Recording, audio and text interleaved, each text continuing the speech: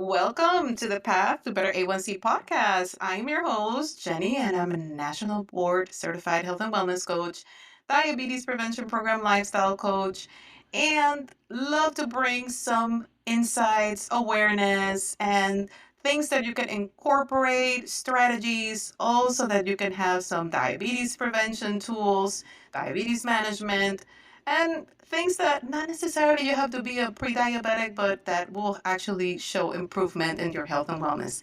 And today I have a guest that specializes in something that I know the basics about, but I am super excited about what Conny Wade is going to bring. And I'm going to let her introduce herself, say a little bit about what she does, what is her passion in terms of gut health, and we're just going to have a fun conversation because this is something that is a hot topic. A lot of people talk about gut health, but do we really know what this is and what does it mean for diabetes and what does it mean for our overall health and even energy levels? So, Connie, the mic is yours. Thanks for having me on your podcast. As you already said, I'm Connie. I'm a functional diagnostic nutrition practitioner and health coach. I've actually got 25 years experience in conventional medicine, and in the past 5 years, through my own health struggles, discovered functional medicine. So really enjoy working with people that are struggling with gut issues because everything kind of leads back to that. Any kind of health trouble somebody deals with, whether it's acne or brain fog or joint pain or any other chronic health condition, we can typically trace it back to what happened in the gut at some point or another. So that's why I really like working with that. I like to be a detective, just kind of seek out the intricacies of what was happening to a person at any one point in their life. And so find it really exciting and also very rewarding because you can really see the tangible results once you've done that work. You kind of start getting into it and things start to improve, and so it's really visible too when people experience the improvement in their health. So, but yeah, your question about what actually is gut health. When I think or when I talk to clients about gut health, I typically like to, just use this analogy of a garden. If you ever have grown a garden, there are various types of plants, and some of them you want, those are your vegetables and your fruits, and others are the weeds that you're trying to get rid of. And then, of course, you have to have a good soil, and then you have to water it, and you have to fertilize it and tend to it. And that's kind of how I look at the microbiome or gut health in general. It's just tending to your garden. Is there any suggestions that you have? And I know that there are different tests or different things, right? Like if you have somebody at the very beginning, let's say you have like that discovery call or it's your first session with a patient, like what is it that you recommend them to look into? Or what are like those first things that they should focus on? Well, I think the very first thing I typically recommend is, try to get rid of any processed or ultra processed foods. We want to eat whole foods, things that our grandparents were getting. And, so many times we eat foods that would have been totally alien to our ancestors. Would be no way that they could get those. So that's what I typically recommend is if your grandparents couldn't eat it, then it's probably not good for you. So Yeah.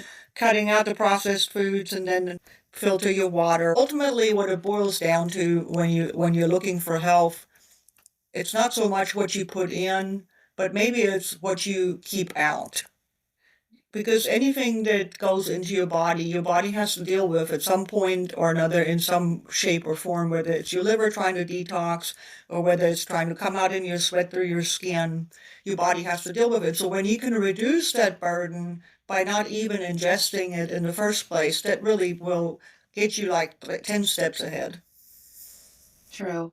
Now, what are some like typical signs that maybe your gut is not balanced? Because I keep hearing about balance. And I know that in health coaching school, there was this mention about the 4 R's, and there's like protocols out there. And I know that probably I'm talking science a little bit, but what should be like some yellow flags or red flags that maybe there is something going on that it will be worth looking into? Well, the really obvious ones would be diarrhea, constipation, on opposite ends of the spectrum. Then, of course, you got rumbling in your stomach after you eat. Maybe you have some gas and bloating. Maybe you're belching a lot. Those are really the obvious ones. And then there's, of course, the more subtle ones is skin eruptions, brain fog, joint pain, like I already mentioned earlier, that are more subtle, that kind of point more towards a hyperpermeable gut or a leaky gut is the common term for it, that where, compounds are able to enter into your bloodstream and then get dispersed all throughout the body and just cause problems in many different areas of the body. So those symptoms can be rather vague, but the primary ones there I would think of are skin conditions. If you have unexplained skin eruptions, then certainly I would look at the gut microbiome and see what's going on in there. Okay, okay. Is there any like foods that tend to be good to put that balance or to address even like that leaky gut?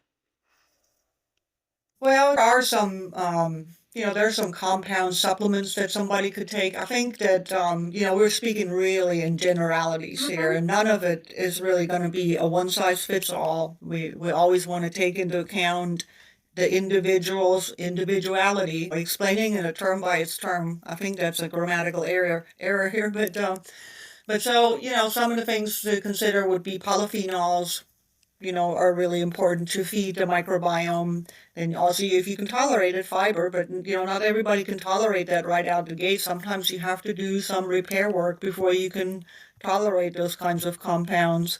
Prebiotic fibers, postbiotic fibers, postbiotic compounds. And I learned something really interesting just last week, that the benefit of many of the fermented foods are not the probiotics, but rather the postbiotics that are in the fermented foods. I found that was really interesting. So the thought is that the bacteria digest, for example, if you think of sauerkraut, digest that cabbage and they create those compounds that you then eat that help your body function better, which is really interesting. Typically people think, oh, we're getting all this bacteria with our probiotic compounds, but that's not really it. Would you be able to explain a little bit what is the difference or what is the benefit of prebiotics, probiotics? You mentioned all these different types. Hmm. I would love for It you to can, like bring clarity because some people also they want to get these supplements and they're all different. So that's why it's good to speak to somebody that knows about it. And I love that you brought up the bio individuality, right? Like how we're all individuals and we all have bodies that maybe react differently to different things. Like we are very into very much special well-beings that maybe the solution for one may not be the same solution for another. So it's good to have somebody that understands all of this and is able to guide you properly. But I would love to hear a little bit about because I'm even sometimes get a bit unclear as to okay the prebiotics and probiotics and what are the natural sources of each that maybe people can consider incorporating in their diets or maybe identifying. You mentioned sauerkraut. Like, I love to include that because I know that there are benefits, but maybe bringing some of these natural sources would be a good way of people starting to incorporate that in their diet in a safe way. yeah, absolutely. So, prebiotics really is prior to where the microorganism does something, that's where the prefix of pre. But typically these are fibers, and sometimes they're some types of sugars and pectins. And what they do, they're responsible to feed the microorganisms that live in your gut so that they can be healthy. That's why it's really important to, eat the vegetables and the fruits so that you get those prebiotics into your gut so those microorganisms can survive. Now, probiotics are the microorganisms themselves, and there is hundreds of thousands of strains out there, and all of them work a little bit differently, and all of them have different effects on the body. There's actually plenty of research out there where you have specific strains of lactobacillus, for example, to use for diarrhea, where another strain of lactobacillus would be more beneficial for constipation, and then other strains of lactobacillus that would actually not be good for you at all. So it's really important to kind of know where your microbiome is before you start supplementing with probiotics. I think lots of people run into trouble. They just go to the, Kroger or the drugstore and they see a probiotic sitting there and it just So, oh, I'm going to start taking that, not realizing that it may actually not be the best option for them. And then the postbiotics, those are things like short chain fatty acid, for example, like butyrate. Some of the organisms produce that, and that helps give your mitochondria energy. But really, postbiotics are the end products that the microorganisms make from the prebiotics. Now, are there like natural sources, natural like foods that you mentioned sauerkraut before, but there are other foods that are the natural sources for all this that people should be mindful of? Like, okay, let's incorporate this in your diet. Or if you don't have these foods, maybe explore including them and seeing how you feel. Yeah, yeah. A lot of them are in onions and garlic and asparagus. A lot of it you can just find in your whole foods. And, just because one food has more than the other doesn't mean that you shouldn't eat the one that has less. But anything that's a whole food will contain those fibers. Any fruits and vegetables will contain those prebiotic fibers to a lesser or a higher extent. And so chicory root and Jerusalem artichoke, for example, are really good to give you that inulin as a prebiotic fiber. Apples and citrus fruits are good to give you that pectin as a prebiotic fiber. There's other benefits to eating them, as far as also getting the polyphenols, which are really important to feed your microbiome, that the, uh, the gut bacteria make so many other compounds that your body needs to function properly from all the substrates that are in your food. So, Awesome. Wow, this is very interesting. You know that I work with people with diabetes, and like one thing that I was hoping that maybe you can bring some light and maybe some help is I know that some people that are trying to manage diabetes, they are on certain medications, and those medications are famous for somewhat creating some sort of GI symptoms, sometimes diarrhea, sometimes constipation, depending. Like I know metformin can give you bouts of diarrhea. I know that some GLP-1s, they also kind of like get a bit of an imbalance there. And it's great that you're saying, okay, like listen to what the doctor and your mom and your grandmother, eat your vegetables, eat your fruits, so you can get all of this. But is there anything else that maybe for this group of individuals that have that insulin resistance and they're trying to balance their blood sugar, any suggestions, tips that you can share for my audience? yeah, the way your gut functions really determines in which way your medications will affect you for sure. For example, metformin is actually shown that it'll increase your beneficial bacteria for like Akkermansia or the butyrate producing bacteria, which then that helps, of course, also improve your insulin sensitivity. Metformin is also shown to suppress the less desirable or pathogenic bacteria like intestinobacter and different ones. It can help boost your short chain fatty acid production, which is really important for energy production, and also to control your blood sugar and improve the gut integrity, prevent that leaky gut.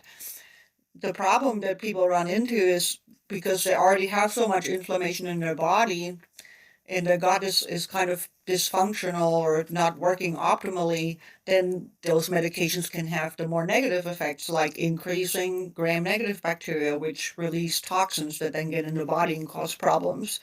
And so that's why people that have some imbalance in their gut tend to have more negative effects, which, I think is probably more common in the diabetic or pre-diabetic population.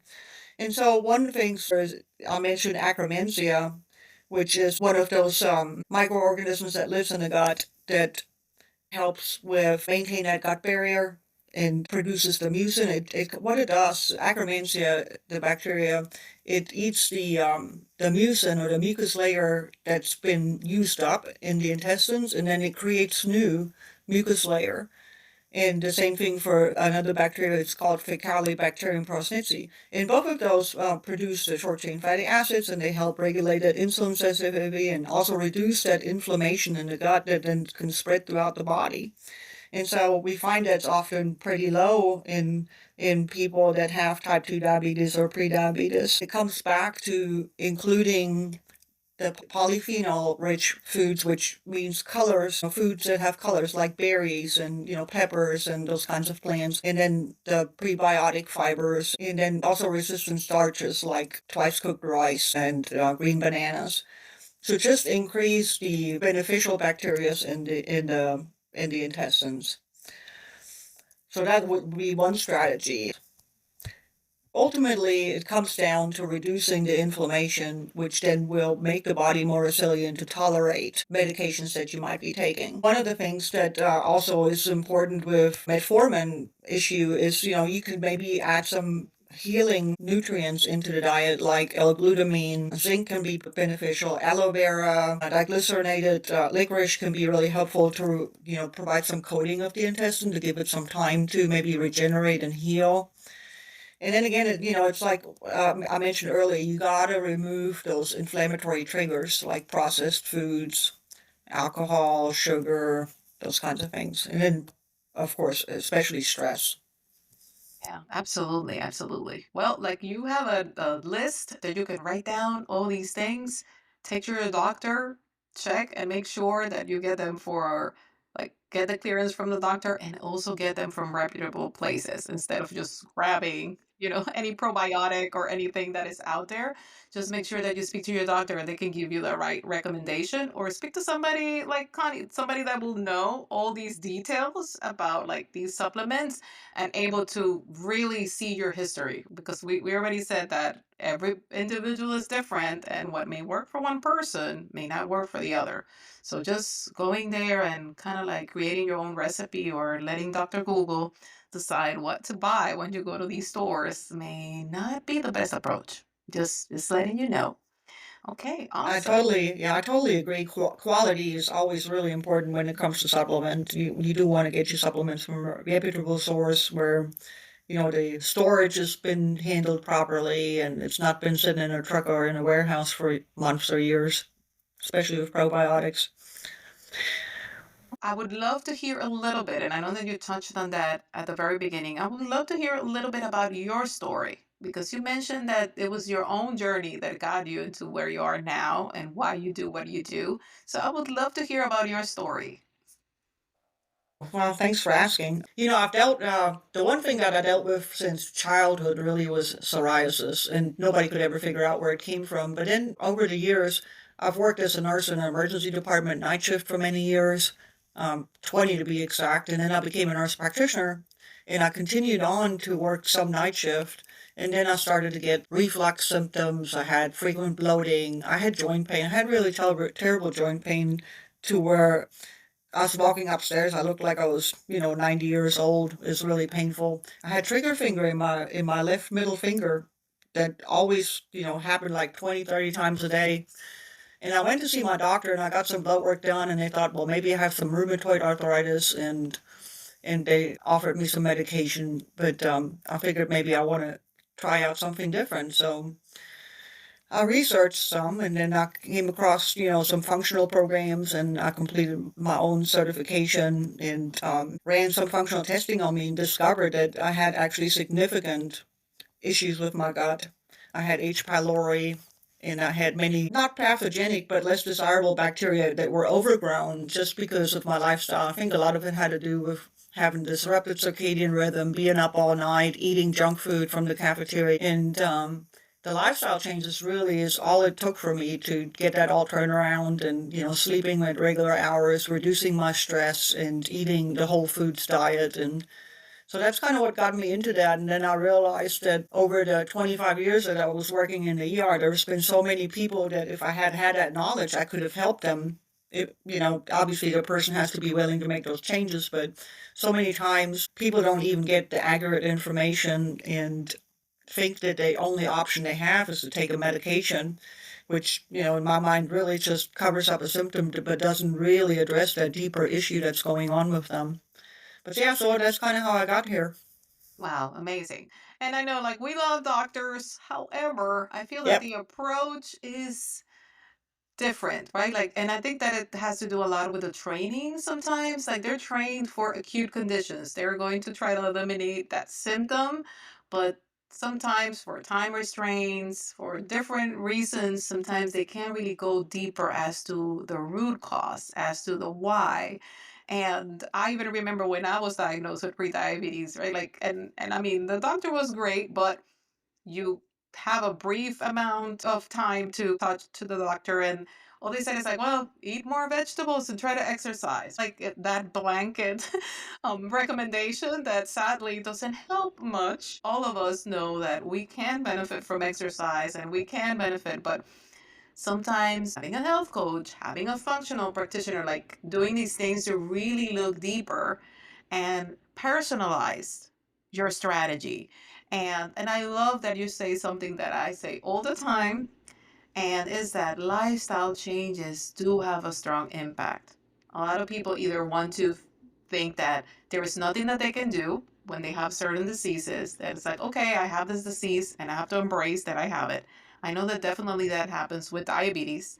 And a lot of my clients start thinking that, well, I have diabetes, so this is going to be a lifestyle that I have to embrace. Like, I'm going to have to take medication and eventually, use insulin and all these things. And little do they know that when they make these changes into their food, like you said, like eliminating those high processed foods, right? Incorporating exercise, sleeping, the stress. Like there's some people that actually eat very well and exercise, but then their stress levels are high. They are not sleeping well. That alone increases your blood sugar and creates imbalances in your hormones and again in your gut, right? Like when you're nervous, what is it the first thing that happens? You feel that gut feeling. So it's all Yeah. connected. It is all connected.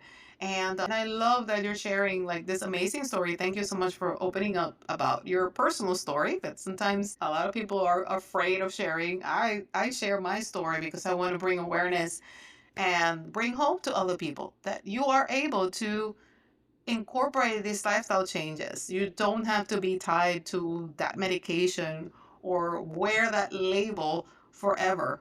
Like there is a chance of you taking strides and correcting some of these things. I think that's actually one of the bigger problems. I'm still working in the ER several times a month, and feel like I really make a big difference in people's problems. In that acute moment, right in that moment. And I do try to educate a lot in the brief amount of time that I have there. But what I find often is people identify with their disease or dysfunction and take on that mantle, like you said. But I believe that if we give our bodies the resources, it will figure out a way to heal because our bodies, they want to be healthy, they want to be functioning well, they don't want to be in dysfunction.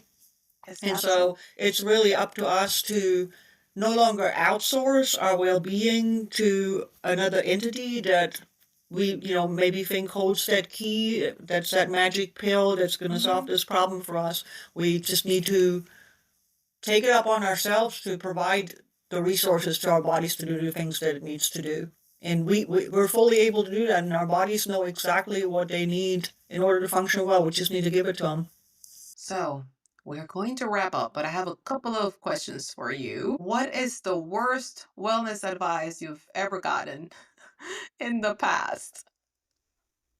The worst wellness advice I've ever gotten. I'll just take ibuprofen. Oh, that's not really a wellness advice, is it?